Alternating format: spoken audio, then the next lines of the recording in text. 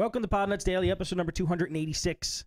Podnutz Daily is a show for computer repair technicians by computer repair technicians, where we give tips and tricks and secrets and business tips and how did you fix that computer and how do you replace this on your motherboard and power jack repair and you name it. We cover it here. And we do so with real computer technicians, such as our guest host today, Steve D'Amico from steveD'Amico.com, right? Yeah, that's my blog. That's a great. You got the full URL. That's awesome. He's live in studio now. That room is actually where he's sitting is about 3 feet away from me, maybe 4. I'm not kidding. I could probably put my hand in the shot. See, that's my hand.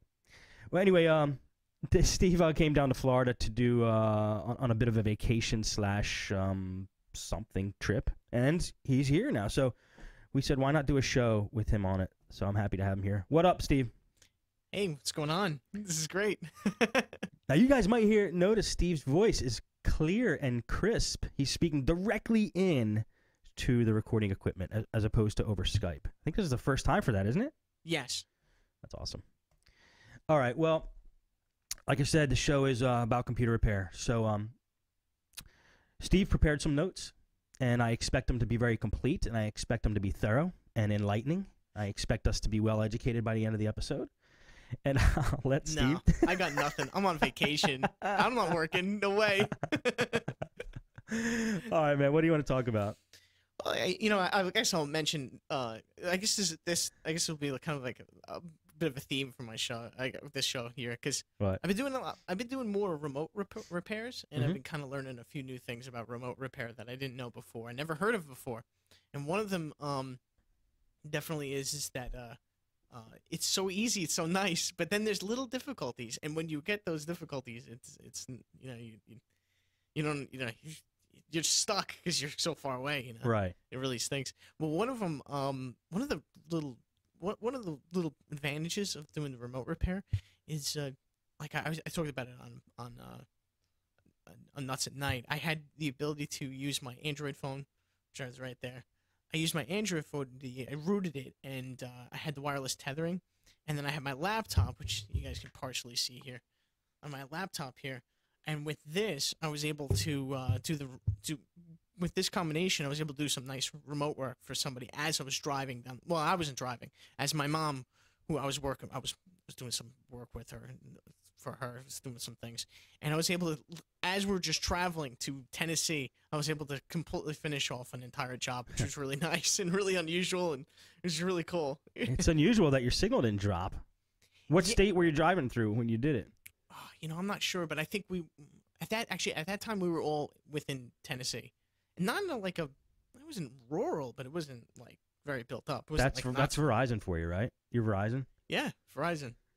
Excellent. Good job, Verizon. Yeah, and it actually worked out real well doing that job. It didn't drop out and everything, and I was so impressed with how simple it was, and it just worked. You'd always expect the worst when you're doing something that you don't normally do. Right. But what apps did you use? All I did was use LogMeIn free. Actually at first, because this client didn't have my LogMeIn free software installed, what I first did was had them. My process is different. I mean, so many of the guys have talked about their process of getting LogMeIn installed, and some of them are really genius. Mine is pretty simple and just kind of ham-handed. What I have them do is I load CrossLoop. What I have them do is just go to the CrossLoop's website, download the CrossLoop software, install it, then tell me the code. Click on share, tell me the code. They give like a little serial number, and then you type that in on same software. You type in their code that they just told you, and then they allow you their connection. The problem with using CrossLoop free like this is that you can't reboot, you can't do a lot of things. If it disconnects for any reason, you just have to constantly be asking them to help you reconnect with the software. So it's not very good. So you're one of those people that use another remote software just to get into the customer's computer so you can install LogMeIn, right? Exactly. Okay. Yeah. This is the most popular use of all other remote software, is basically getting people so they can install LogMeIn free on everybody's machine. Exactly. I mean, to me, CrossLoop is kind of cool for like a quick and dirty thing, and I like it. I just like it because I know it, I think.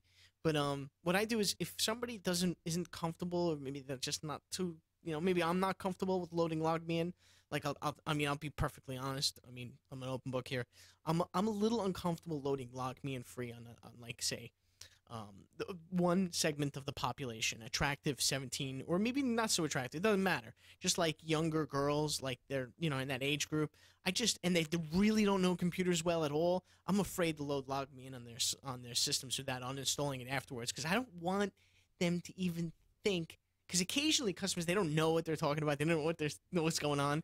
They see a Windows update and they think, oh, that technician guy, he was in my computer. You know what I mean? Like I didn't, I went in without their permission. So I don't even. You mean you don't want to be like accused of spying on them, like through their webcams? 100%. Okay, I'm 100%. tracking with you. But if it's some like 6-year-old guy around the corner, what the hell? I mean, I tell them what's going on. And most of the time, if I use LogMeIn free and install it on the system and leave it there, what I do is I let them know. I say, look, this is LogMeIn. This is that. What I say is, it's like having a key to the front door of your house, but if it's your computer instead, I have the key. I only have the key. I don't share. Obviously, I'm not sharing it. But I also, and then I explain that I feel about your computer. I feel it's like it's like your bedroom. I would never just walk in and just go, "Hey, what's going on?" But why do you even tell them that you have the key and just so you could log in remotely whenever you need to? If I leave LogMeIn installed in their system, Okay. some of them really like the idea of me just being able to just pop in when they ask me to without having to do anything. Right. Some of them like it, and of course some of them are just like, no, no way. Get out of my house. Yeah. And for everyone, regardless if they love the idea or not, I always show them, look, this is how you uninstall it, and you can do it at any moment. And then to show them, the quick steps, and most of them understand the steps Right. of uninstalling a program. And then they most of them don't really care too much. Like if they like the idea, they don't really care too much how to install it. But I still tell them anyway, just because I want them to have that control. I don't want to ever be like, I want ever any of them to go, and it's still probably going to happen one of these days. Go to somebody, that guy installed this software and I can't get rid of it, and he could come in any time, and he's probably watching me. This conspiracy. Right. I know. I got you. So anyway, but that's my kind of little process. It's not exactly right. I think a lot of people end up gravitating from LogMeIn to TeamViewer. Yeah, TeamViewer is a popular one. Or LogMeIn Rescue.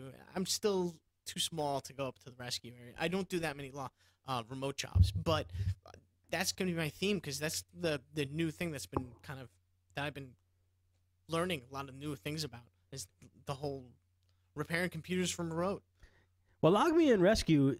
There is a tip I have for LogMeIn Rescue. I've never done it, but I probably Chris may have done it.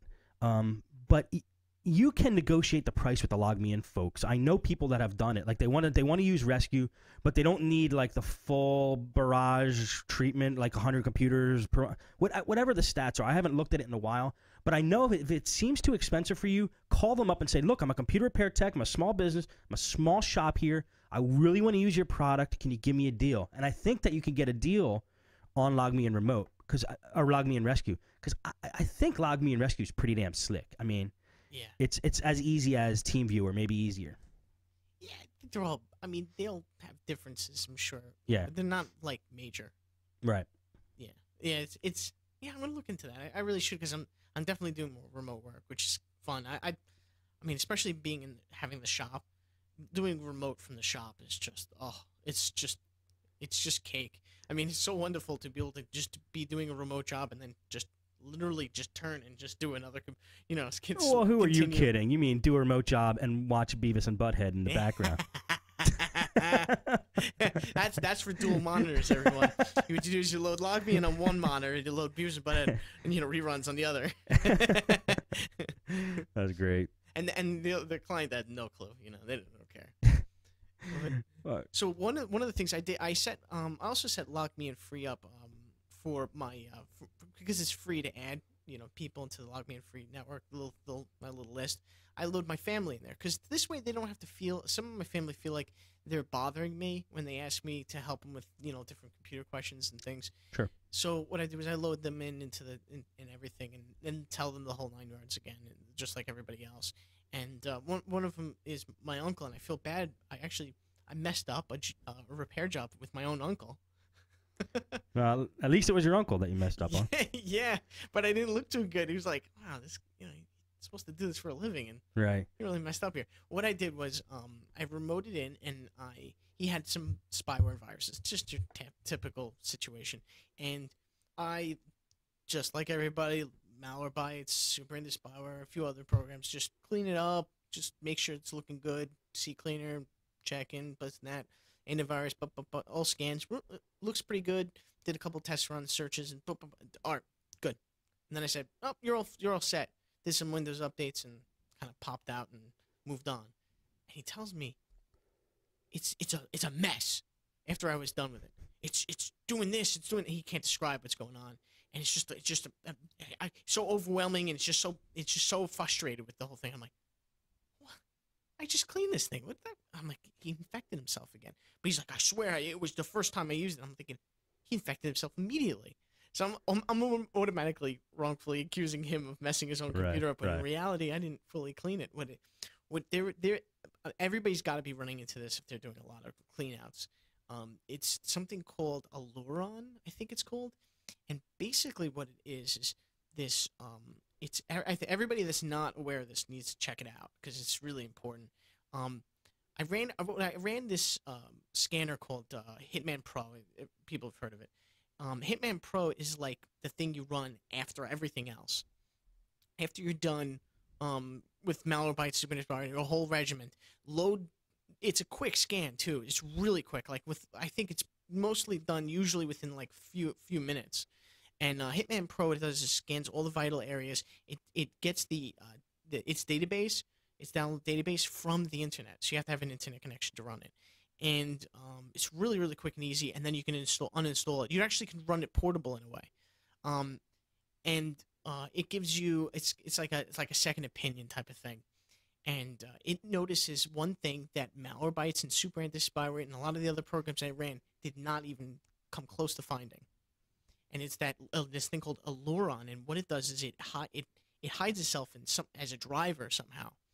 And all the scanners can't see it for whatever reason because they can't see past this thing. It cloaks itself. I don't fully understand it. But Hitman Pro notices it. It just finds it and says this system is possibly infected with this thing. Really? And after my research, if anybody Googling around could figure it out, you can get rid of it. You definitely can get rid of this, although all the scanners will not. So you did a full cleanup and nothing found it except Hitman Pro? Except for Hitman Pro. Really? And this is good that it happened to your uncle. I mean, maybe he, but I mean, it's better to him than a customer. Yeah, yeah. But go ahead. Sorry. Yeah, it's better that I look terrible from my uncle instead of some random guy, right? Well, he's not going to want a refund. Yeah. He couldn't get a refund because I didn't charge him. So after the research, I found I think could be one of the probably the only realistic ways of removing this thing. And what it was this thing called TDS Killer. And if you Google it, you'll find it. It's actually like a small executable file that's issued by Kaspersky. And you load this simple app, it finds it, removes it, and then it tells you to reboot, and it's gone. You run Hitman Pro, run this program again, and it tells you that it's not there anymore. And that's pretty much it. Mystery solved. Wow. Yeah, and this version of I'm not sure if there's different versions of this method. I think there's different versions of this method, like different spyware or rootkits or whatever it might be that's hiding behind this method. They can do different things. Because I've had a couple of systems with this since then, and they're hidden. I mean, they're hidden in the same way, and they're not found in all the searches. But with the Super Into Spyware, Malwarebytes, everything else. But they do different things.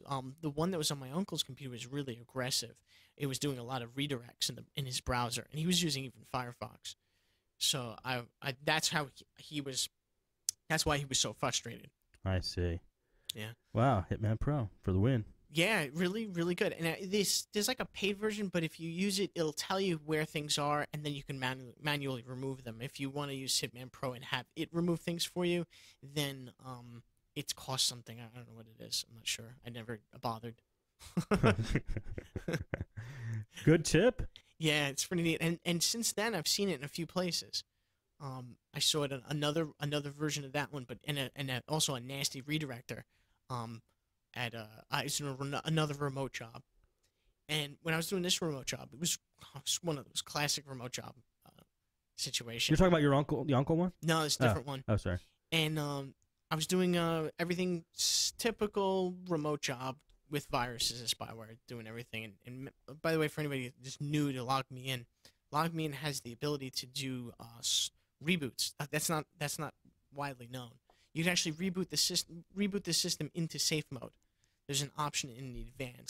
That's an awesome feature. Yeah, and that's in Log Me In free. You don't have to pay for that. Right. It's pretty shocking that it has that much power. I mean, I would, if I was them, I wouldn't put that there. I guess I shouldn't say that, right, out loud. Hey, if they're offering it, why not? Yeah, well, I mean, if I was, I don't know. I would put that behind the paywall. They don't listen to this show anyway. Well, I hope not. But so yeah, you can do a safe mode reboot with Log Me In free. You go to I think you go to settings and then advanced, and then you'll see reboot options, a little button for that. You click on that, and then you see soft reboot, hard reboot, which is really sweet, and then a safe mode reboot. Huh. And it's safe mode with networking, obviously, because you're remoting back into it, and you can operate the computer from safe mode, and then do additional scans or whatever else you need to do. What do you mean hard reboot? It just stops whatever it's doing and reboots the machine? How could it do that? I don't know. It presses the button? How does it? It shuts the machine down and actually presses the button? I think a hand comes out of the back and just pushes the button.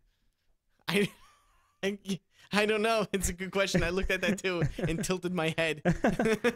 Log Me In free is so good. It can hard reboot itself. We don't know how. Yeah, it's pretty neat. I don't know. I'm not sure why you need that specifically. Right. Like you'd say, if I couldn't hard reboot this, then I cannot fix this problem. I'm not sure who that person is, but pretty interesting. Cool. And, yeah. So well, this client had unusual. Mm-hmm. They had Zone Alarm installed. Was this a P3 or? No. Zone Alarm is pretty sweet. I mean, you mean it was a new version of Zone Alarm? I guess the guy paid for it. I think recently. Yeah, and he was using it. He liked it. He was definitely more of an advanced user. Obviously, he had to go out there and look for it. And Zone Alarm, if you like a really robust and firewall, and if you really like firewalls, it's a pretty impressive program. It's very powerful. I know that my father-in-law, he used Zone Alarm in his system, and the cable company couldn't tell that his computer was connected to the cable modem. Really? And he had an internet connection. Yeah, it's pretty sweet. Damn. Yeah, it's really, really hardcore. Well, you know what? Like it's like with any antivirus, firewall, anti-spyware company, they do great. They fade away into what you think is oblivion, and then they come out of the woodwork again, like with renewed life, unbloated. With Zone Alarm might be having a resurgence. Who knows? I'm not sure. I don't know, but I've never seen it outside of this guy. I mean, I've seen it in years, but I mean, I wouldn't recommend it to anyone. I don't like firewalls ever. If I see firewalls on my customer systems, I'm usually hell bent on removing them because I personally feel, and I know I'm probably gonna get hate mail for this, and you can just send it all away. I don't care. Send me a hate mail about this, but I think that all my customers, except for their router, they don't need a firewall. Windows firewall, their router, done. You know what? I'm not gonna send you hate mail, but I don't think it's a matter of they don't need the firewall. I think that a firewall's confuse the hell out of them because it stops their whole machine and says, "You really sure you want to download X57 MCS 205.SQL?" And they just will never have any idea whether to say yes or no. So it's just a confusion. It is confusing. They install it. It blocks out their internet. They click the wrong thing, and they don't know. Wait, what? What is this? And I'm like, that's Internet Explorer, and yes, you want that to access the internet. Right. And they're like, what do you mean, but Internet Explorer? And I go, the blue E. The blue? Oh, my internet. And they go, yes. Oh, the internet. You mean no? They go, my Comcast. Yeah. Yeah. So I don't know. That's my feeling about firewalls. For clients, no. For like us, yeah. If you want it, if you want to be asked a million questions, sure. You want to feel like king, and everybody needs to, or like you're managing some company instead of a computer. having something constantly ask you a million questions. And sure, firewalls are awesome, Right. but not for clients. So I usually remove them on customer systems because they always just block the internet on them occasionally. So anyway, but he had Zone Alarm installed, and I was not going to remove it because he knew how to run it. He had it. He was going, and he's never had a problem with it. He told me, Right. and he never had internet connection issues. I asked him specifically about that. So I was like, all right, well then I'll just let that one live today, live for another day. Right. But so that was what was odd about this job. Well, that was one of the odd things. But also we didn't. There was probably some kind of configuration thing we can do. But one of the weird things about the Zone Alarm being installed in the system with Log Me In was that there was no way I can click accept to anything for a Zone Alarm. When I was doing a lot of new things to this computer, and none of it knew what to. It never of course it kind of had to ask me. I had to keep approving certain things, but I could never click the approve thing. I had full control over this computer. I just could not click that little approve box for anything for Zone Alarm, and it had something to do with its insane protection. Isn't that weird? It is weird, but I mean, was it an actual error in the system, or it was protecting the customer? I think it was protecting the customer. Okay, that's my feeling, but I think it was some kind of like it just knew better than it knew the it somehow knew the difference between his click and my click, and it just that's smart. Like it's good. It's really pretty good. I'm not.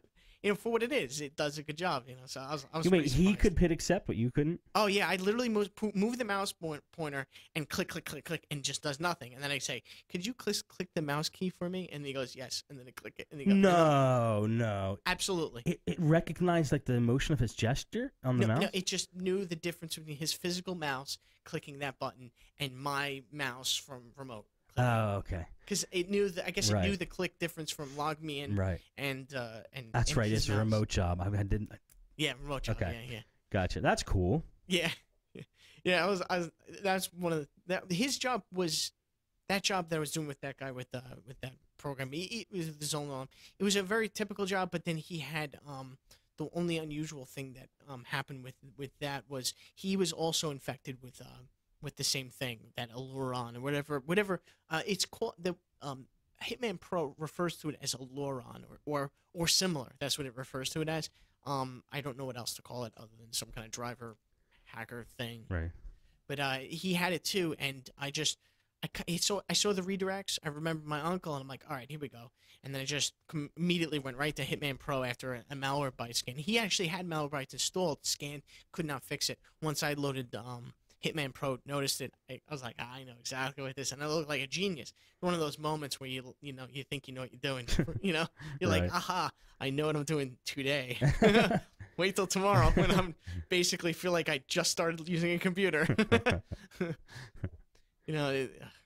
But yeah, I went right for that thing, and he was just like, and he was a much more advanced user. So when he saw me going for Hitman Pro, he's like, "What is this?" And then when he saw me loading TDS Killer and blasting the thing out like in no time, he was like, "Oh my god!" So like you got points for that then. Oh yeah, he's like, "Oh," I remember him. I heard him in the background because we're on speakerphone. He goes, "Oh, money well spent."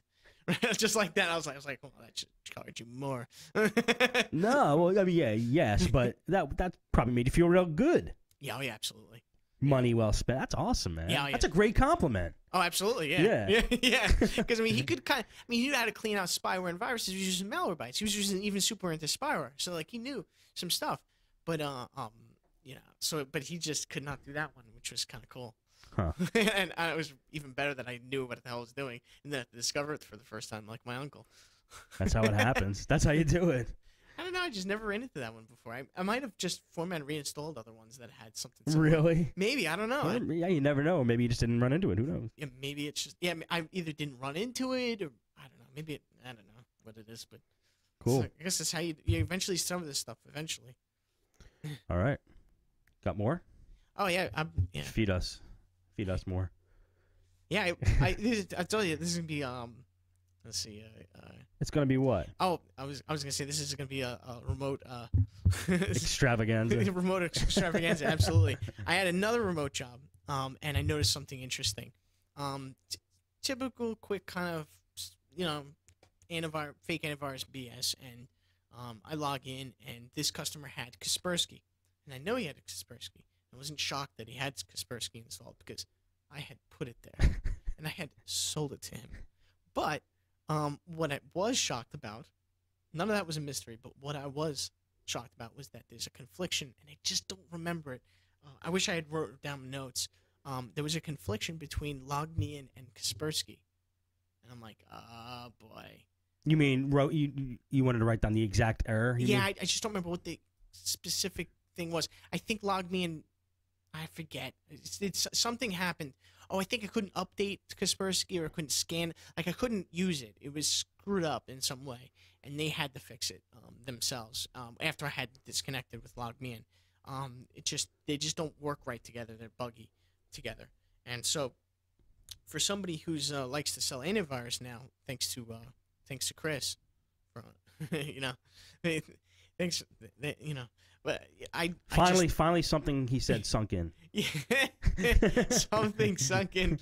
I want it all to sink in. I really do. But there's this thick, this helmet, thick skull. Yeah, this thick underskin helmet that I have that I just can't get it through. And he's trying to use his, he's trying to use brute force to get it in, and I'm trying to accept it in, but there's got to be a back door. And it's got to be something. I got to find something because I just guess I'm too thick-headed. I don't know, but I guess I'm a real creature of habit. So anyway, so for somebody that's going to be selling antivirus and using LogMeIn. LogMeIn is not going. Kaspersky will. I'm not going to be selling Kaspersky for that reason.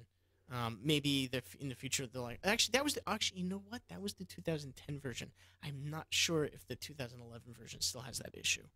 I guess for anybody that likes LogMeIn, they should test it before they start installing Kaspersky on customers' computers with LogMeIn. Interesting. I guess if you're using TeamViewer out there, I don't know. I doubt. Can you just tell Kaspersky to let LogMeIn through? I guess you can. I think you might be able to, but I think you can't do it with remotely. LogMeIn. You know what I mean? So it's that's all right because you're loading TeamViewer up anyway in the first place, aren't you? No. Or cross loop. I could load cross loop. Disable it through disable Kaspersky and then yeah. I could go it that way. I was thinking about doing it. It's just getting a little convoluted at this point. At this point, I was just like. So what are you gonna sell? Norton, and there's a damn good reason for it. Because I did some research. You know what? I wish I had the links. I'm unprepared. That's all right.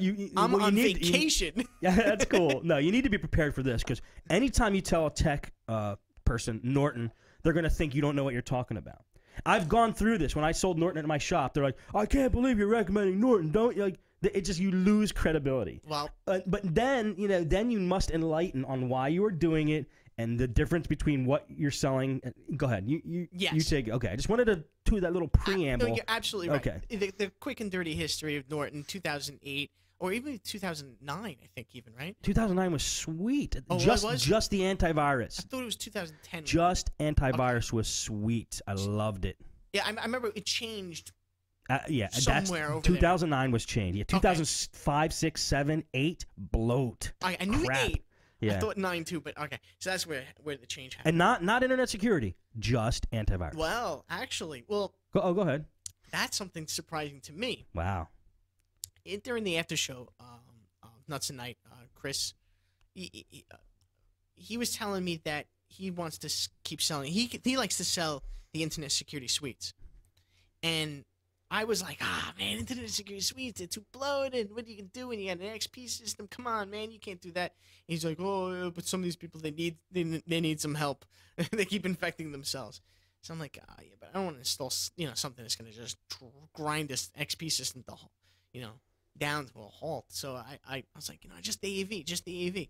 And then I was like, I just got to do some research. So I did some research, and I looked up the internet security suites, and I wanted to find out, because every time I've ever seen any research when it comes to what antivirus catches, what is the better one, they're always pretty much neck and neck. There's like one little nose hair ahead of the other. It's always like 99.928 was this one, or 9.2. It's like real, like, okay, not enough to matter.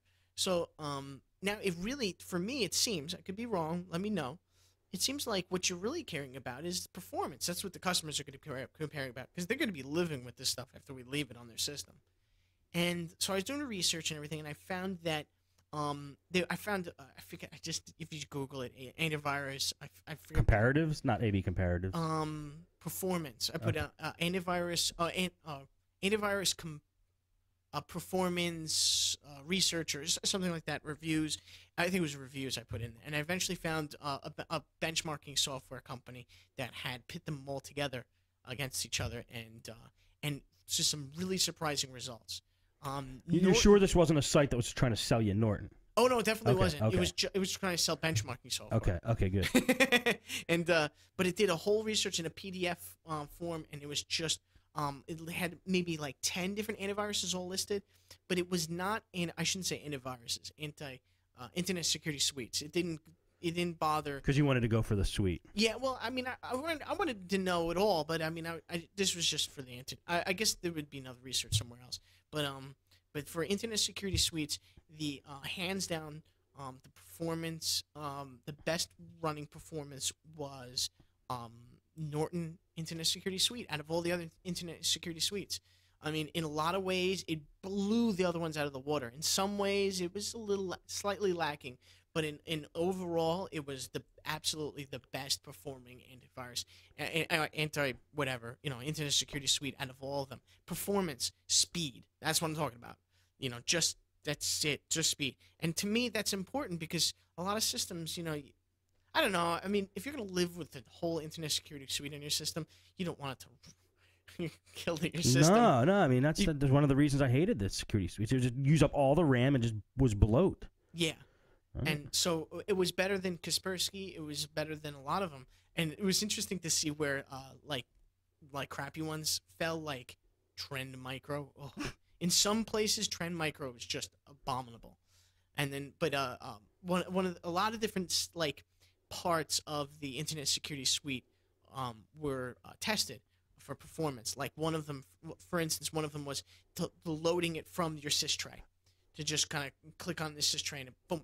And I used Norton, the recent version of Norton. I just had a customer with Norton on their system, and I clicked on it, and out of the sys tray, I just click on the sys tray icon, and it loads like it was behind a window. It loads like it's on in an instant.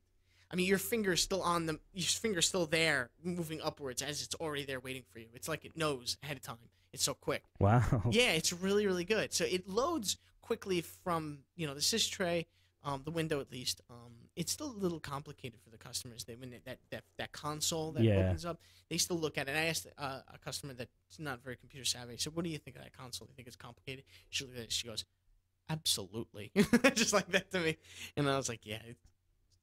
I'm looking at it, and I'm like, yeah, it's a little complicated to me, too. All right. It's a little much there. But does it bug the customer? Does it ask him a lot of questions, or does it just do its job? From the customer that I had there with that more recent version of Norton, they seemed to like it. They didn't complain about it at all.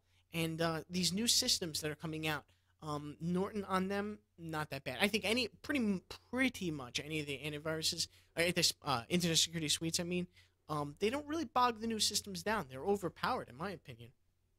For what, like, your typical uncle does with his computer, I think computers are always overpowered in general. Well, not with Vista. Yeah, okay, good point. Yeah. Touché. Yeah. With Vista, they were all underpowered for that monster, right? Yeah, right. But now, all the hardware manufacturers caught up to Vista, and then 7 comes out, and it's faster. Right. So then I think they're overpowered. I was just shopping in Best Buy for a computer from my other uncle that's here. And did you buy one?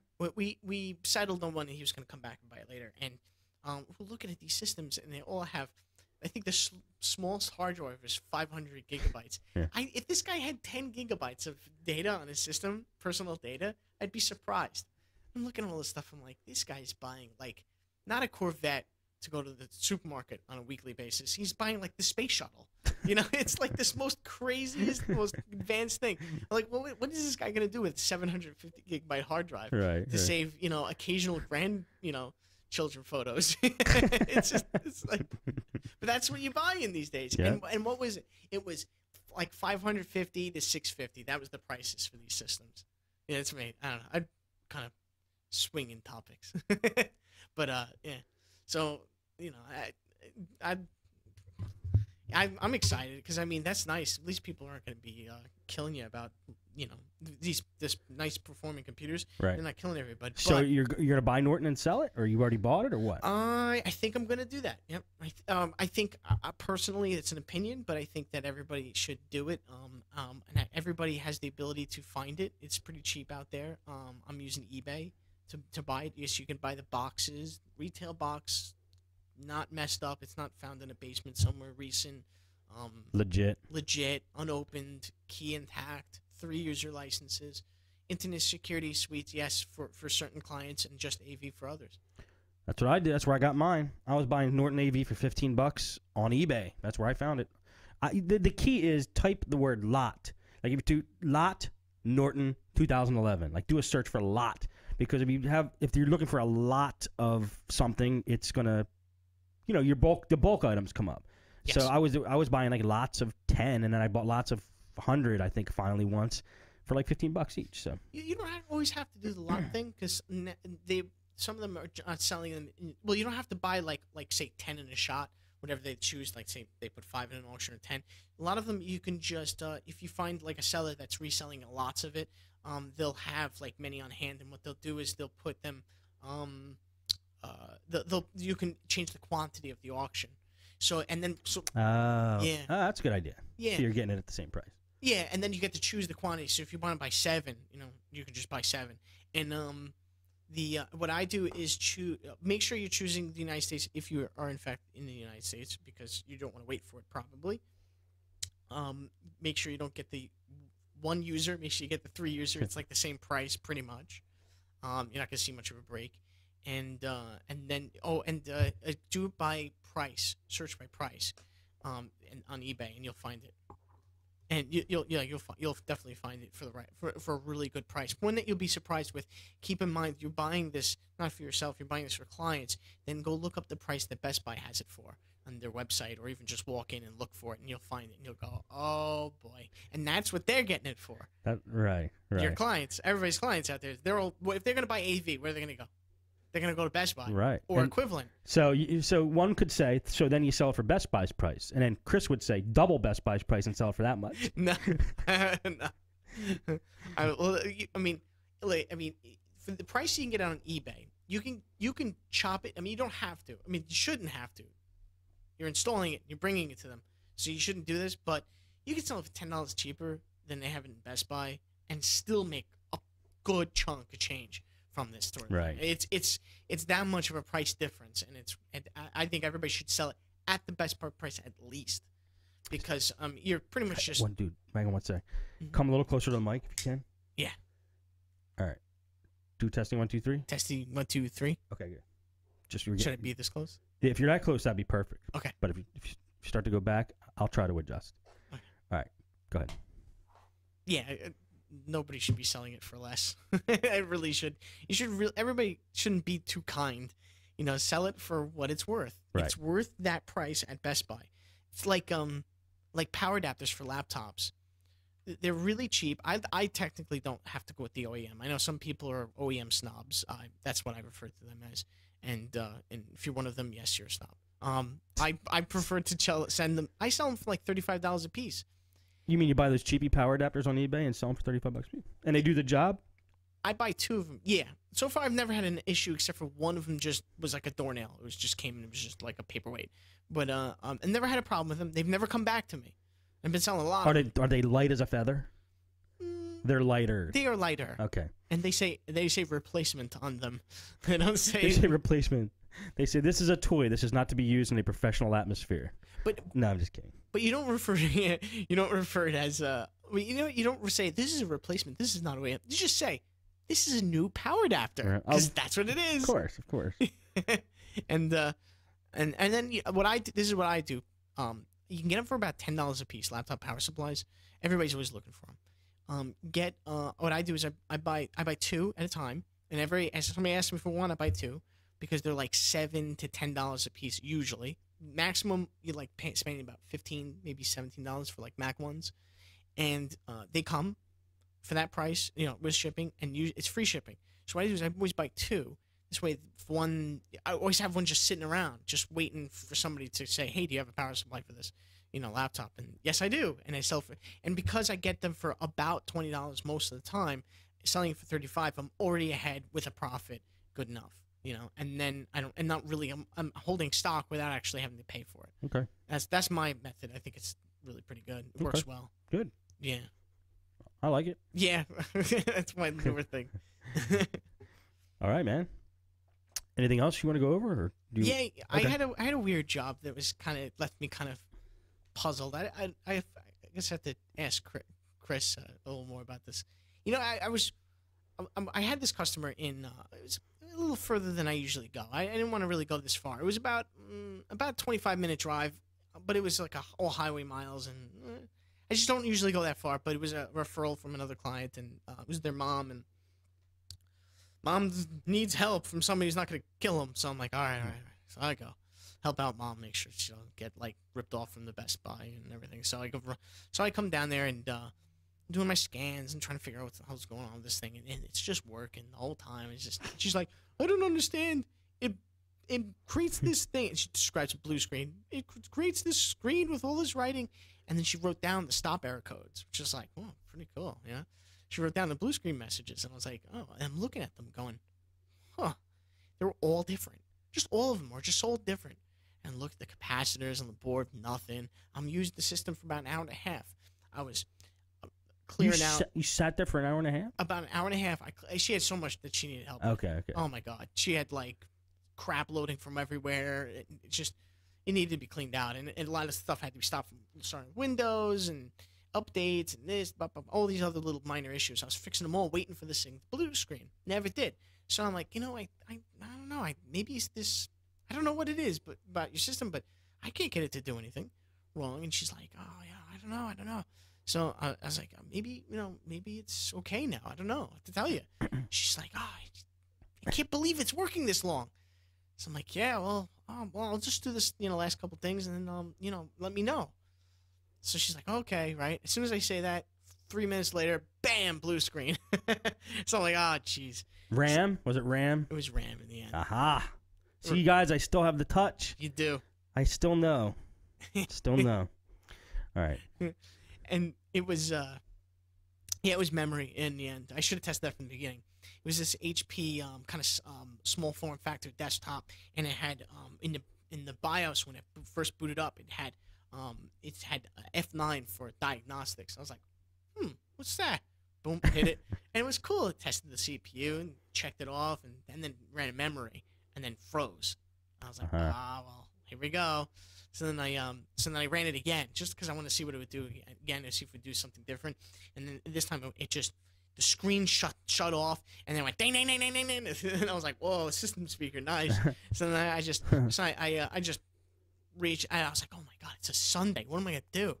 So naturally I had none. Of course, not that I had none in the shop. I had sold my last sticks of DDR2. So I'm like, here we go. I gotta go to the Best Buy. I had no choice. I love how you're calling it the Best Buy now. The Best Buy. The BB. The BB. So I ran off the Best Buy, and let's just say I had to take a rape shower after they were done with me. For DDR2, I spent $80. Well, she spent, my client spent $86. 1 gig? Tax. 2 gigs. Wow. 2 gigs DDR desktop, $80. With tax, 86 roughly. I was just like, oh. I mean, all right. I guess that's what should cost them, but it shouldn't cost me that. I know. The price of memory did go up, but I remember I was getting memory for $10 a gig at Micro Center, and this was commonplace. I mean, DDR2 was cheap as heck. Should have filled a bedroom with it. So I went in. No, seriously, I went in. The whole bin was gone one day. There was about 600 pieces in there, all gone. You know what? If memory's $10, load your system up. I guess. Everybody likes memory. Oh, jeez. So I at $86 for memory with tax. I mean, I'm not charging or anything for it. So I'm like, great. Not only did I get beat up at Best Buy, but then I walked out, Now I got to give this crap to her at the same price, you know? So I'm like, ugh. Because I just felt uncomfortable charging more than X. Yeah, I know. Even if you charge $100, like I could be charging $100 from 2 sticks of stupid DDR. Like that's kind of rough. So I was like, ugh, I'm already making a killing here, so I'll just give it to her for the price I got it for. I guess it creates kind of goodwill, and you hand her the receipt and you say, look, I'm just going to charge you what I got it for after the run that I made for free. But anyway, so I did that, set it up, and looking, trying to run the system, everything runs good. I'm like, now it's like hour number, like almost 3, so I'm like, I just got to get out of here. So it ran good afterwards. I ran the scans. Scans come out fine. Memory scans, fine. Okay, done. I'm out of here. Pay me. I leave. Naturally, the phone rings. No. I hate when the phone rings sometimes. And you look at the phone and you go, I know that number. Yeah. I was just there. That's the worst feeling. That is the worst. I just pick up the phone. I usually go, I hope I dropped something at their front door.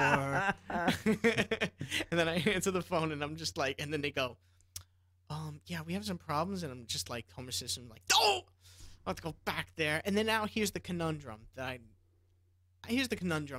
kind of, I guess I'm Mr. Nice Guy, too nice, I guess. I need Technology Adventures to tell me, what do I do? I got to go back now. Because now they'll feel like I don't know. But what was the problem? We definitely had to ask Technology Adventures. But what was the problem that you're going back for? It was doing roughly about the same thing that it was. Now it's just shutting off, like just roughly no blue screens this time. I think it gave a blue screen. Okay. But it can't be memory. It just installed memory. I tested memory. I walked away. It was running. What happened? I'm like, what did they do to this computer? I was like, she called me up. I'm like, poor computer. What are you people doing to it? So I go there and then I see the poor thing sitting there on the desk. I'm just like, you know what? I'm just taking this freaking thing. I'm gonna sort this out. So I just take the thing. I'm like, already here. What the hell? I don't want to be here anymore. So I just take it and bring it to my shop. You know what it was? It fixed it at least. I have not gotten called back on it. I just updated the drivers through Windows Update. That's all I did. That's one of those things you go with your gut. You say, you took it home. It did something. There was some improvement. The problem didn't happen for you. Nothing wrong with that, man. Yes, there is. I drove all the way there. I drove all the way back, and then I installed 5 updates in a matter of like 10 or 15 minutes, and then I drove all the way there, told her it's fine, drop it on the desk, hook it up, and ran out the door, and then drove all the way back. And I'm like, ugh. I feel that pain. I've been there. Free, I did this. Oh, I don't know. I just ate, and I'm starting to feel a little nauseous now. Just you talking about. I mean, if it's bringing it all back. I shouldn't have done it for free. But then what do you, like, I have this feeling like I already charged this customer like a pretty good chunk of change between the memory and me being there for however many hours. System ran really great after I left. I mean, this thing was rocketing. But then it doesn't work again. And it's like, it's like you bring your car to the best way to explain it for everybody. If you don't know cars, you bring the car to the mechanic, it's going fum, fum, fum, fum, fum, and you go, you gotta make it stop doing the fum, fum, fum thing. It's gotta stop. It's crazy. I can't drive down the road like this. So they go, okay. And then you take it them, and then now you pick it up, and it's not doing it anymore. You're like, woohoo. You take it home, and it starts doing it again. Now what do you think? You think, my mechanic screwed me. Yeah. That's what you think. You bring it back, and the mechanic says, oh, no, that was a different reason. You're like, no, I don't believe you. You know what I mean? Yeah, I know what you mean, but there's a way. If your mechanic said, it's not my problem, you're going to be recharged, but you can't do that. I don't know. I don't know what to do. I just bit the bullet, took it back, loaded those drivers. I thought it would be something else, and then bring it, and then used it for a few hours and just let it run, just kind of put it through some stress, and didn't do anything, scans, nothing, everything worked. I was like, enough of this, and they just drove right back and said, let me know. And they never called me back, so I gotta call them eventually, I guess. But I'm on vacation, people. I'm not calling no one. Not for a while. We're so happy to have Steve D in studio. I actually have to pause this recording. I am sick, and my nose is running. Hang on, guys. I'll be right back. Steve D will entertain you as usual. Oh yeah, I should have the chat room guys. You know what Mitch said? Steve C sounds sick. Oh, yeah, I heard. I saw that. Yeah. Memory timing's wrong. No, the memory time's well.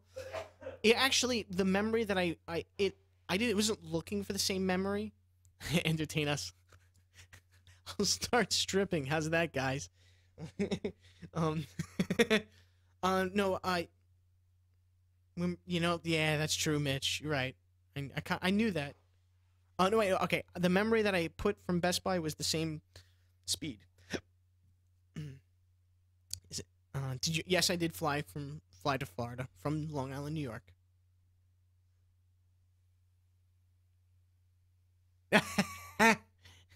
Payback. You know what? Yeah, you know what? I have no TSA story. They did not molest me. I am still a virgin to men.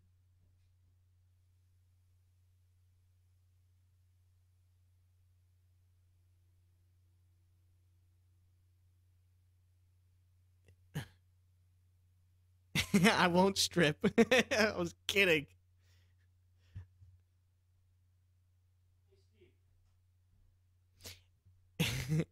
Yes, Vince. What, we switch? I pretend like I'm you? I think they'll notice. They're like, what's this idiot doing? He doesn't know what he's doing. Before we're done the show, you're going to come into the real view, though, just so we can prove that you're actually here. Oh, okay. Oh, they don't believe me? No, they didn't say that. They didn't say that. Damn, I might keeps running all of a sudden. For everybody that might have came in, I'm here live in the Podnutz International Headquarters. Don't believe us? Well, he's over on that side of the webcam. You'll see my fingers.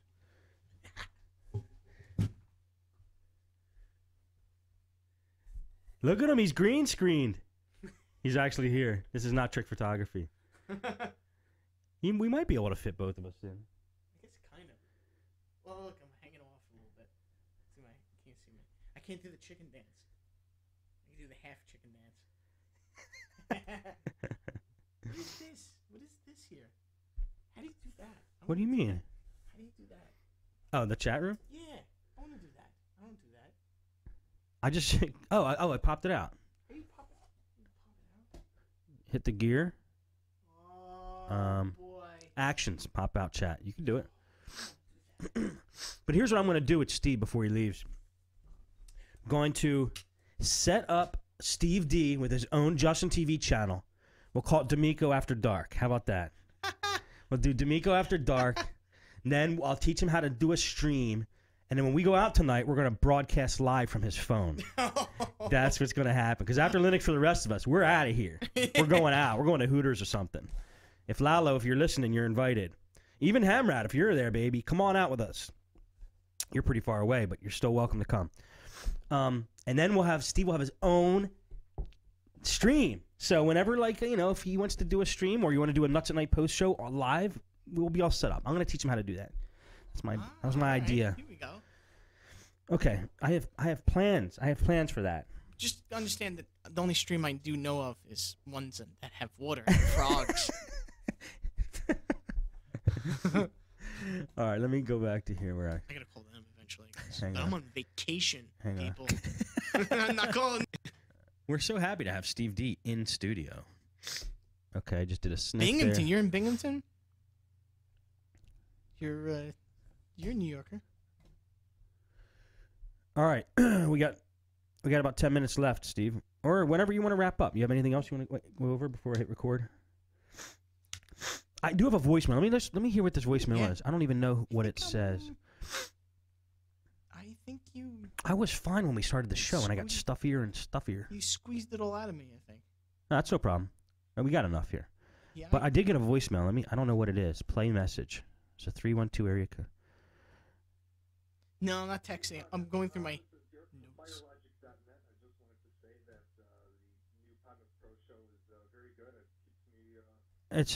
It's Derek Lodars, and he's talking about Podnutz Pro. We'll do that tomorrow. We'll play that voicemail tomorrow. All right, well, let's wrap up the show. You want to wrap it up? Podnutz rules. Podnutz Pro rules. I really like it.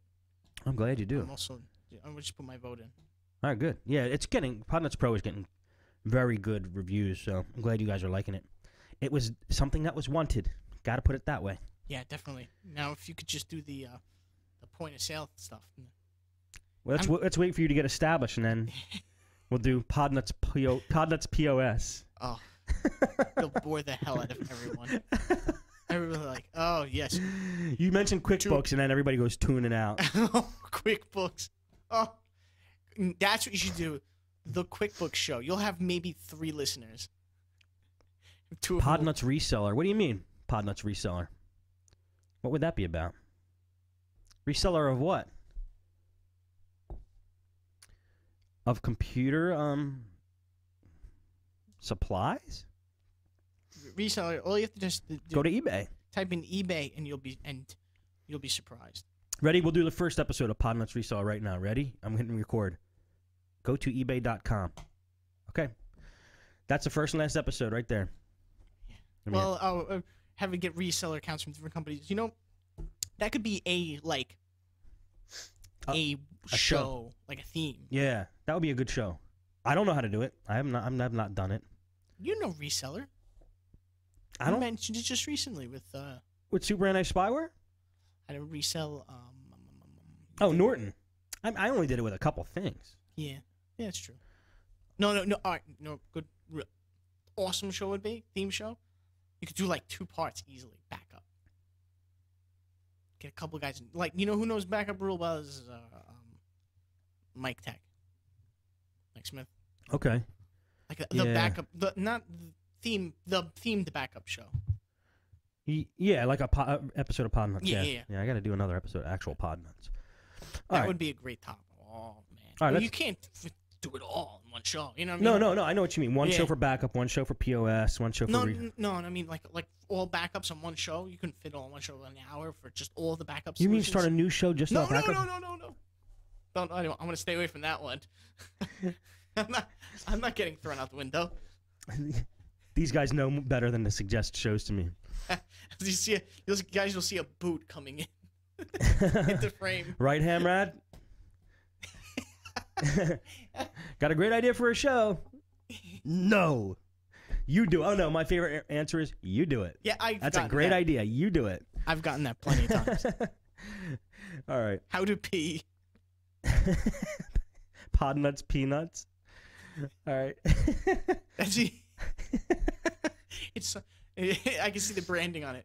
Something to chew on as you're listening. All right, let's finish this show off. I actually have. I'm all out. Okay, good. Here we go and record. All right. So you want to wrap this thing up, Steve? Wrap up the show? Yes, I'm still in the shop for everybody out there that's listening. Remembers me from other shows. Still in the shop, still loving it. Working great. Still there. Everybody's cool there. It's great. I did buy some physical items on eBay, and I actually installed what's referred to as slat wall. And it's like an 8-foot slat wall. If you follow me on Twitter, you can kind of check it out. One of my previous posts. And it's really nice. You just put the hooks in the slat wall, kind of like pegboard work too.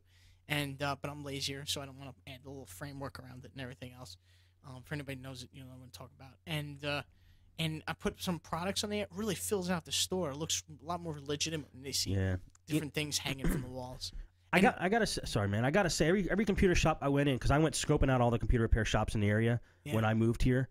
They all have products for sale: keyboards, mice, something, hard drives, freaking power supplies, cables, and they have them up on their wall. And I have yet to be in a shop that did not have parts up. Well, you would have if you came over to my shop. Mine didn't either, man. I didn't want to have that. I did not like stocking things with my shop. Because I didn't want to spend the money, and I didn't need to because I was able to get stuff so quickly. I mean, Micro Center was 15 minutes away, and then I would just order on eBay and when I needed specialized parts. So. Yeah, I'm the same way. I don't want to hold money up sitting there. So what I did was I put some of the hard drives that I have that I am using for repairs, put them there. Some mice, like simple stuff that I would normally kind of just acquire normally. Right. Stuff that it would be a little silly to not have when you need it, like the keyboard or and things like that. Little things that are so cheap on eBay that you can get for like $2 or $3 a piece, like things that also that everybody could use, like that is really great for resale. I mean, if you're not having a shop, that's not a waste of your time. You put this in your bag. stuff. You know, what's a really great thing to have is, especially if you look for it on eBay, because you find billions of these things, is card readers, the little USB, little simple card readers. Oh, clients need them all the time, and if you pull them out of your bag and go, "Oh yeah, I have a card reader for that," and especially if they have you see that they have their camera hooked up directly to their computer. Yeah, if they have a wire running to their camera, just go, no, hold on a second here.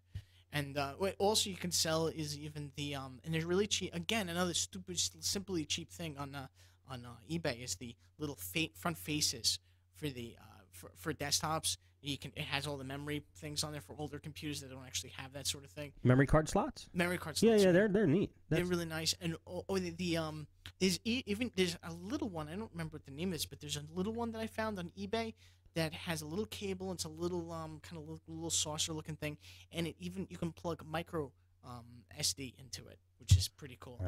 And if it doesn't accept HCSD, the SD cards that are high capacity, if it doesn't read that, then it's worthless. Don't even buy it. I mean, it's like the same price to get it with it. So. Okay.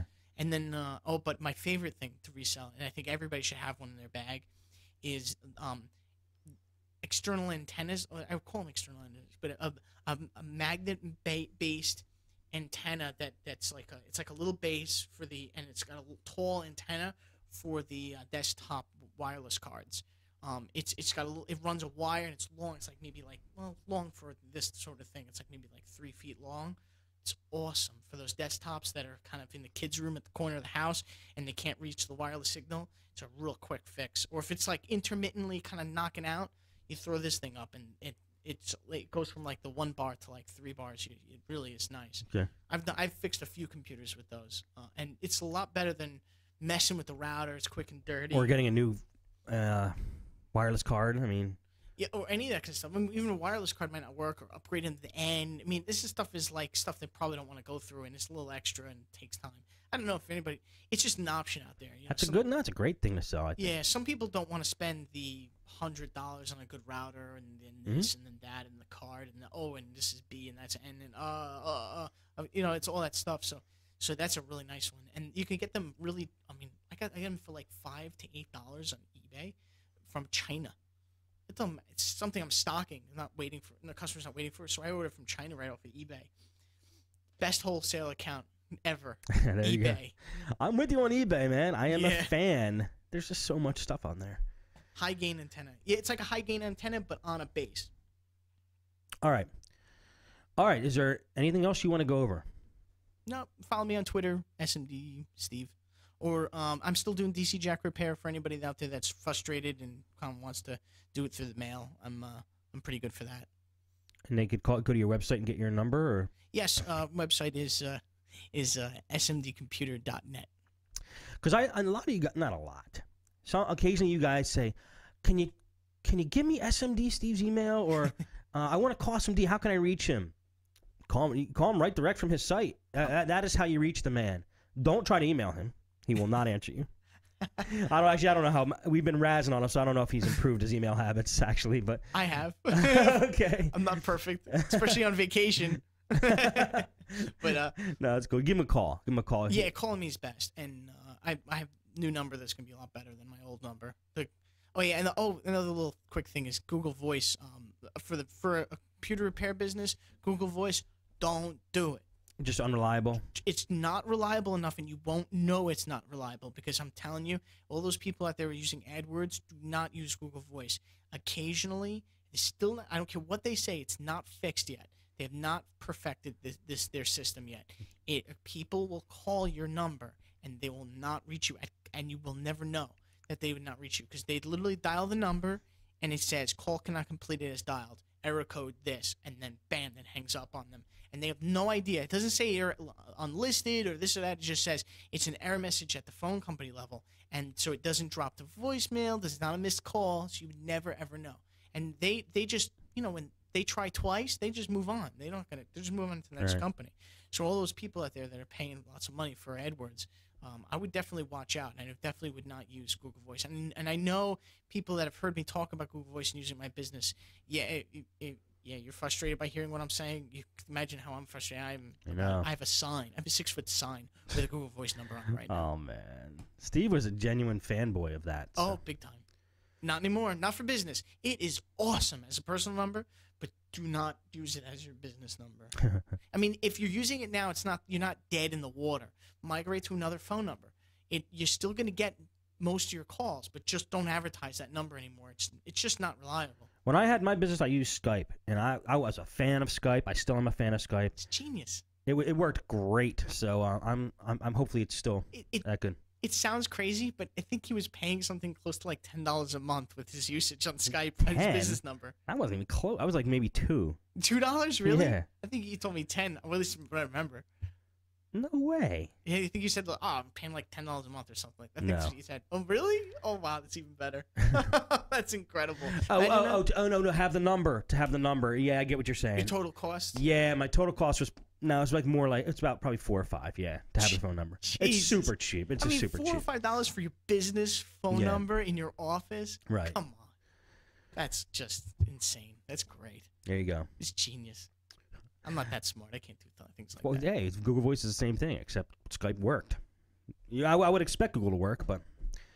All right, well, that is going to be it for today's episode of Podnutz Daily. Hey, guys, we need emails. I ran out of emails. You know, it seemed like after I took the whole podnutz.com/guests page down and moved it to the forums, nobody wants to sign up. If you're not a member of the forums, sign up. There's so many more benefits other than signing up for Podnutz Daily. But if you do want to sign up for the show, go to podnutz.com/guests. Sign up in an open slot. We got some December slots open. We need people. We need people. We need to keep the show going. So I'm counting on you guys. Need your help. And that's going to be it for today's episode of Podnutz Daily. Stay tuned for Linux for the rest of us. It's coming up in a couple minutes. See you later.